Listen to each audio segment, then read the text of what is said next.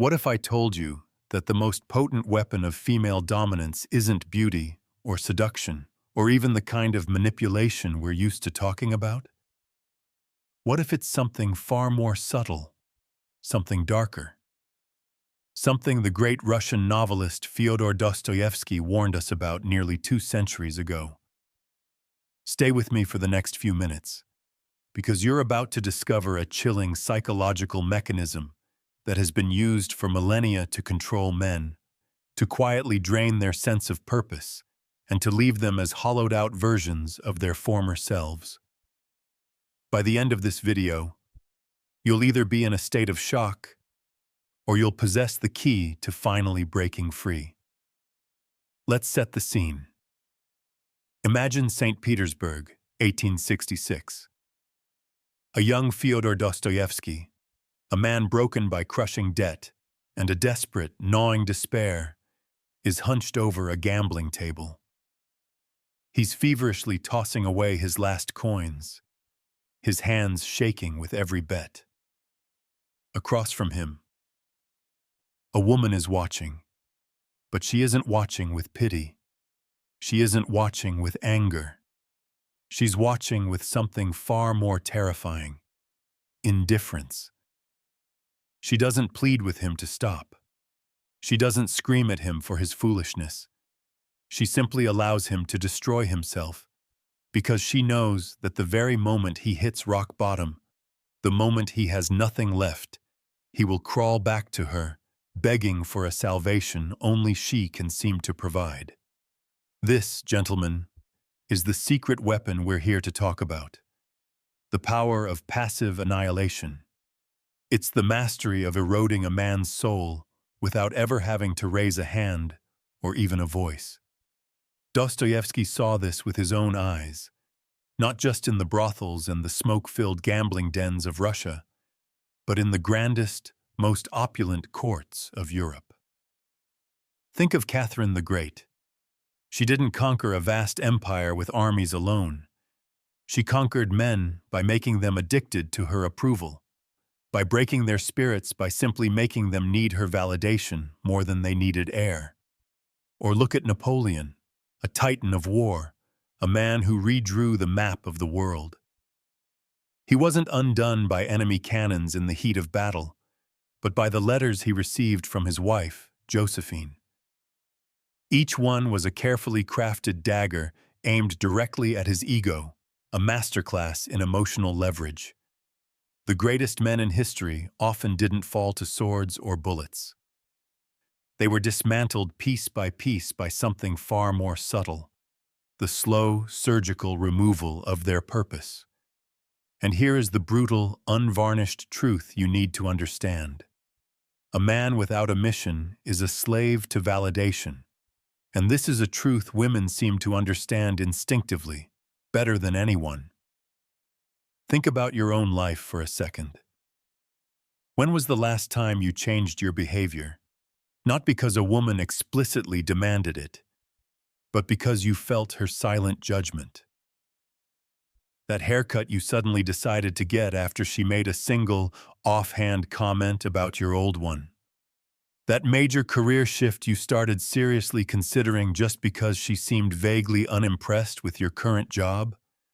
That gym membership you finally bought after you caught her glance lingering just a second too long on another man across the room. This is not a coincidence. This is a form of control.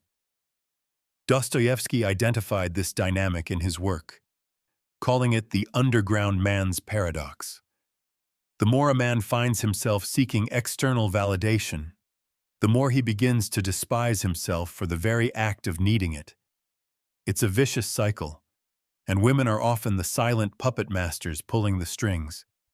And if you think this is just a feeling, science actually backs this up. A 2017 study published in the prestigious Journal of Personality and Social Psychology found that men are 3 times more likely to alter their long-term goals based on a woman's nonverbal cues than on her explicit requests. Let that sink in. Not persuasion, not a direct conversation, It's a form of psychological warfare waged in silence. Let me tell you a story so dark, so visceral, you'll feel it in your bones. In 19th century Paris, a brilliant young composer named Henri fell madly in love with a beautiful socialite named Céleste. She never once told him to quit his music. She never directly criticized his compositions, but she did it in other ways. Slowly, subtly, through faint, almost imperceptible sighs during his private performances, through distracted glances out the window whenever he spoke passionately about his art, through the way her entire being would light up, but only when he talked about her world of parties and high society.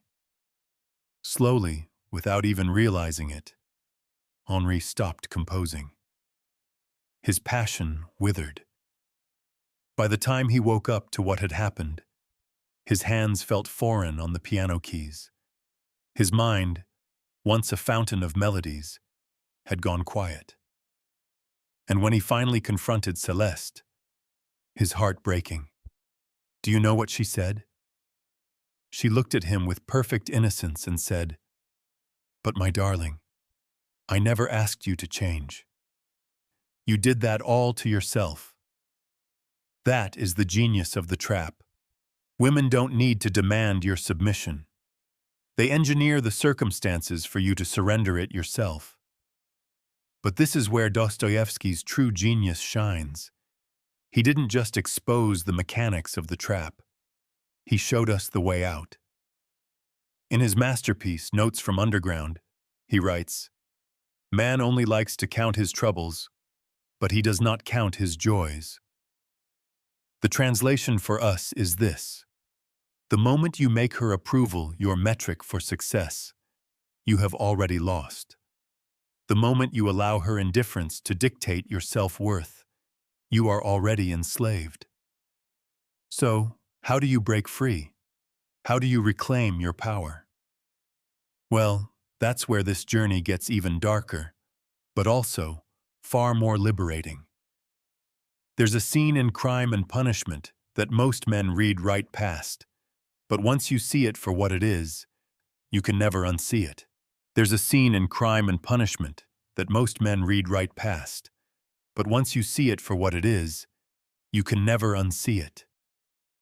Raskolnikov, the protagonist, broken by guilt and paranoia after his terrible crime, stumbles into the room of Sonia, a young woman forced into prostitution, but who possesses the heart of a saint. He expects her to pity him. He expects her to scorn him. He is ready for any reaction. But what does she do? She says almost nothing. She simply hands him a Bible and waits. And in that crushing silence, something extraordinary happens.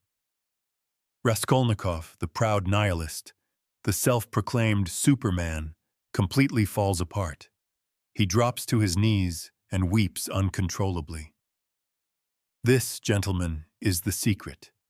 It's not about dominance. It's not about aggression. It's about the unbearable weight of silent expectation. Sonia didn't need to condemn him. She created a vacuum that his own conscience rushed to fill. Women have been weaponizing this for centuries. But what if you could understand it so well that you could turn its power on its head? Let me take you out of Russia for a moment, to Vienna, 1895.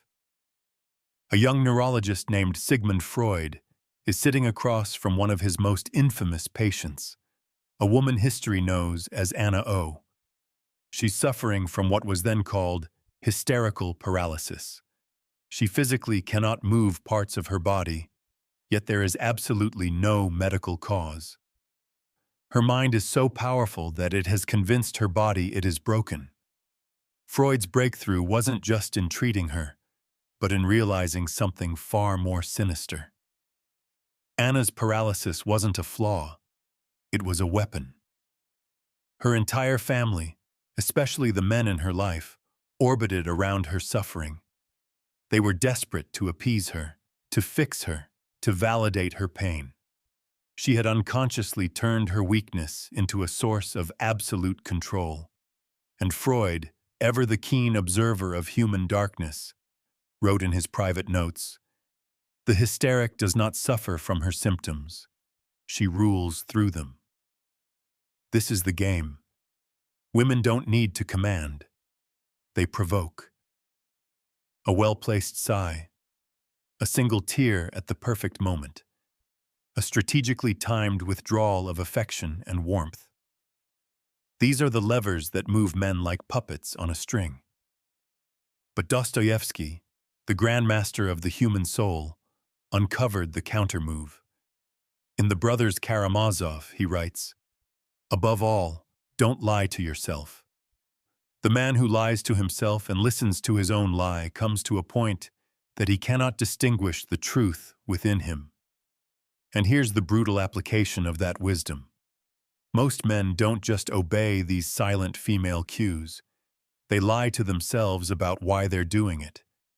They say, "I'm just being a good boyfriend," or "I'm just trying to keep the peace," when in reality, they are compromising their own integrity out of fear. Let me tell you another story, one so twisted it'll make your skin crawl. In the decadent world of 1920s Berlin, a rising political star named Klaus became entangled with a magnetic cabaret singer named Lotte. She never asked him for money. She never demanded his loyalty. But every time Klaus showed a moment of hesitation, every time he gently questioned her late-night disappearances or the whispered phone calls she took in other rooms, Lotte would simply go cold. Not angry, not dramatic, just blank, an emotional void. And like clockwork, Klaus would collapse. He would shower her with apologies, with expensive gifts, with promises to be better, to trust her more. By the time Lotte had bled him dry financially and emotionally before leaving for a new life in Argentina, Klaus was a hollowed-out shell of a man. But here's the kicker. She never once told him what to do. She simply made him terrified of her indifference. This is the real female dominance. Not the loud demands, but the quiet, systematic erosion of a man's spine. But Dostoevsky's Underground Man gives us the antidote. He famously says, "I say, let the world go to hell, but I should always have my tea." The translation for the modern man is this: you must become ungovernable, not through rage, not through loud rebellion, but through something that is far more terrifying to a woman who relies on these tactics: your genuine indifference to her emotional manipulation. A 2021 study in evolutionary psychology confirmed what Dostoevsky knew intuitively. It found that men who displayed low emotional reactivity to female disapproval were perceived as more dominant and more attractive by women, even when they were physically less imposing. The researchers called it the Stonewall effect. Women, who are often biologically wired to seek and manage emotional engagement, become completely disoriented by a man who simply does not react to their bait. Dostoevsky's Underground Man, despised by society, refuses to play the social game. And in that refusal, he finds a strange, perverse kind of power, the freedom from the need to be liked or understood. So, how do you apply this in your own life? There are 3 core disciplines. First, you must stop confessing. Women are not your therapists. They don't want your raw vulnerability. They are testing for your unshakableness. Think of Prince Mishkin in Dostoevsky's novel, The Idiot. His downfall wasn't his kindness. It was his desperate need to be seen as kind. The moment you start explaining yourself, the moment you seek her approval for your choices, you have handed her the reins of your emotional state. Second, you must master strategic silence. In the novel Demons, the character Stavrogin is the most feared and respected man in the story, and he rarely speaks. While other characters rage, beg, and plead, he simply watches. And that powerful silence makes him seem like a god in their eyes. You can apply this directly. The next time a woman tests you with a loaded, unanswerable question like, "Do you even care about me?" Don't rush to reassure her. Don't justify yourself. Just pause. Look at her calmly. Let the tension build. You will be astonished at how quickly she scrambles to fill the void that you have created. Finally, and most importantly, you must reclaim your purpose and make it absolutely non-negotiable. Dostoevsky wrote, "The soul is healed by being with children." But a deeper truth lurks beneath that sentiment for a man. A man whose soul is healed by anything external is a man who will forever be enslaved to that external thing. Your mission, your business, your art, your philosophy, these must be your anchors. Not because they will impress women, but because you would choose them. You would bleed for them, even if every woman on earth vanished tomorrow. But here is where most men fail spectacularly. They think this indifference means being cruel or aloof. It doesn't. The underground man isn't free because he hates the world. He's free because he no longer cares if the world loves him. And that, gentlemen, is the ultimate power move. There is a moment in the Brothers Karamazov that captures the essence of female escalation with chilling precision. Ivan, the cold intellectual, the supreme rationalist, finds himself trapped in a conversation with Katerina Ivanovna, a woman who claims to love him. But her love isn't soft or kind. It's a demand. It's a relentless emotional inquisition, disguised as devotion. She pushes him. She prods at his insecurities. She twists his words until he finally snaps and cries out, "You're tormenting me!" And then, the master stroke. She bursts into tears, not because she is genuinely hurt, but because she has won. Ivan, the genius, the skeptic, is now drowning in a sea of guilt, scrambling to apologize for the very reaction she engineered. This, gentlemen, is the Dostoevsky duel. It's the moment a woman realizes her usual, subtle tactics are failing, so she escalates the conflict, knowing most men are trained from birth to fear female tears and emotional outbursts. They collapse on command. But what if you don't? Let me take you back to St. Petersburg, 1849. A young Dostoevsky, arrested for revolutionary activities, is standing before a firing squad. The rifles are raised. The command to fire is about to be given. And then, at the very last second, a messenger arrives with a pardon from the Tsar. The Tsar's true cruelty wasn't in the execution, it was in the false hope. He wanted the prisoners to break, to beg for mercy, to collapse emotionally before the reprieve. But Dostoevsky, even in that terrifying moment, refused to play the game. He later wrote, "The man who bows to terror ceases to be a man." Here lies the key. Women escalate because they expect it to work. The tantrums, the sudden accusations, the dramatic waterworks, they are not always authentic signs of her pain. They are often tests of your resolve. A 2020 study in psychological science found that in relationships, women were significantly more likely to use what the researchers called emotional terrorism. Sudden outbursts, threats, and attempts at public humiliation, when they sensed a partner was becoming emotionally distant. They termed it the scorched earth reflex. If I can't control the territory, I'll burn it to the ground. And men, conditioned to be firefighters of female chaos, usually surrender. But Dostoevsky's underground man gives us the counterplay.